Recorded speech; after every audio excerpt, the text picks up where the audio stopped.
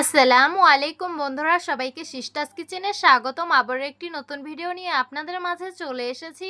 আজকের রেসিপি হলো আলু ডাঁটা দিয়ে শিং মাছের পাতলা ঝোল। তো দেখতে থাকুন। প্রথমেই চুলায় একটা পাত্র বসিয়ে দিয়েছি, পরিমাণ মতো তেল দিয়ে দিব। তেল গরম হয়ে গেছে, কুচিয়ে রাখা পেঁয়াজ মরিচ গুলো দিয়ে দিব, তারপর সামান্য একটু নেড়ে নেব। এখন দিয়ে দিব পরিমাণ মতো হলুদ, মরিচ, ধনিয়া গুঁড়ো, স্বাদ মতো লবণ। তারপর এই সব মশলাগুলো আমি হালকা করে একটু ভেজে নিব। ভেজে নিয়েছি, এখন সামান্য পরিমাণ পানি দিয়ে দিব, পরিমাণ মতন আদা রসুন বাটা দিয়ে দিব। তারপর মশলাগুলো আমি খুব ভালোভাবে কষিয়ে নিব। তো দেখতেই পারছেন আমি মশলাগুলো খুব ভালোভাবে কষিয়ে নিয়েছি। ধুয়ে রাখা শিং মাছগুলো দিয়ে দিব আর সামান্য একটু নেড়ে নিব। কেটে ধুয়ে রাখা ডাটা আর আলুগুলো দিয়ে খুব ভালোভাবে কষিয়ে নিব।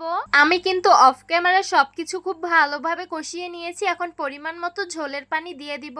আমরা কিন্তু আপনাদের খুবই সিম্পল ভাবে রেসিপি দেওয়ার চেষ্টা করি, যাতে এটা আপনারাও বাসায় ট্রাই করতে পারেন। বাই দ্য ওয়ে, আমাদের মাটির চুলার রান্না আপনাদের কাছে কেমন লাগে অবশ্যই কমেন্ট করে জানাবেন। এখন সামান্য একটু নেড়ে নেব আর বলক আসার অপেক্ষায় থাকবো। তো দেখতেই পাচ্ছেন আমাদের তরকারিটা কিন্তু বলক এসে পড়েছে। এখন একটু নেড়ে নেব। আলু ডাটা গুলো পারফেক্ট ভাবে সিদ্ধ হয়ে গেছে। এখন পরিমাণ মতন জিরা গুঁড়ো দিয়ে সুন্দরভাবে নেড়ে মিশিয়ে নিতে হবে।